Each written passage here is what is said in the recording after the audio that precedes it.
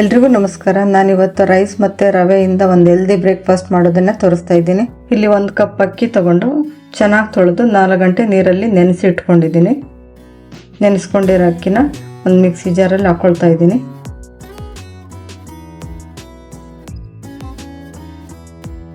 ಅದಕ್ಕೇ ಈಗ 1 ಕಪ್ ಮೊಸರು ಸೇರಿಸ್ಕೊಳ್ತಾ ಇದ್ದೀನಿ. 1 ಕಪ್ ಅಕ್ಕಿ ಹಾಕಿರೋದ್ರಿಂದ 1 ಕಪ್ ಮೊಸರು ಹಾಕ್ಕೊಳ್ಬೇಕು. ಸ್ವಲ್ಪ ನೀರು ಸೇರಿಸ್ಕೊಂಡು ನುಣ್ಣಗೆ ರುಬ್ಕೊಳ್ಬೇಕು. ಈಗ ರುಬ್ಕೊಂಡಾಗಿದೆ. ಇದನ್ನೆಲ್ಲ ಒಂದು ಬೌಲಲ್ಲಿ ಹಾಕ್ಕೊಳ್ಬೇಕು.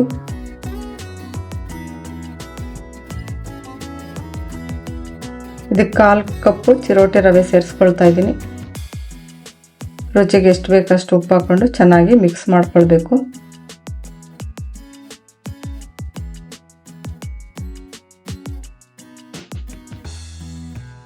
ಇದೆಲ್ಲ ಚೆನ್ನಾಗಿ ಮಿಕ್ಸ್ ಮಾಡ್ಕೊಂಡಾದ್ಮೇಲೆ ಒಂದು ಪ್ಲೇಟ್ ಮುಚ್ಚಿ 20 ನಿಮಿಷ ರೆಸ್ಟ್ ಮಾಡೋದಕ್ಕೆ ಬಿಡಬೇಕು.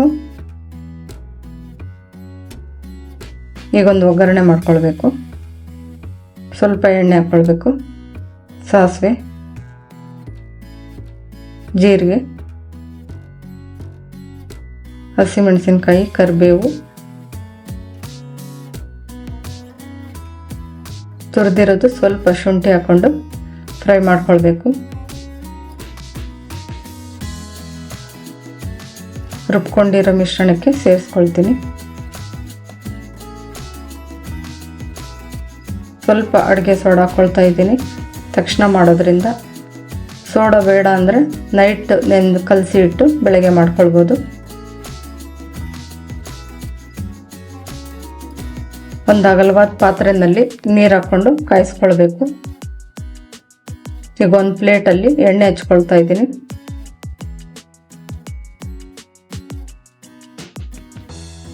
ರುಬ್ಕೊಂಡಿರೋ ಮಿಶ್ರಣ ಇದಕ್ಕೆ ಹಾಕ್ಕೊಳ್ಬೇಕು.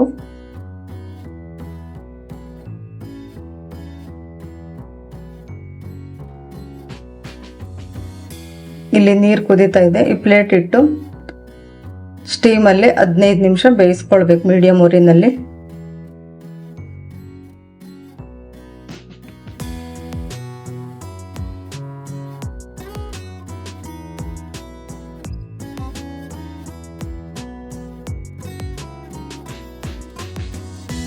ಈಗ ಇದಾಗಿದೆ. ತೆಗೆದು ಕಟ್ ಮಾಡ್ಕೊಳ್ತಾ ಇದ್ದೀನಿ.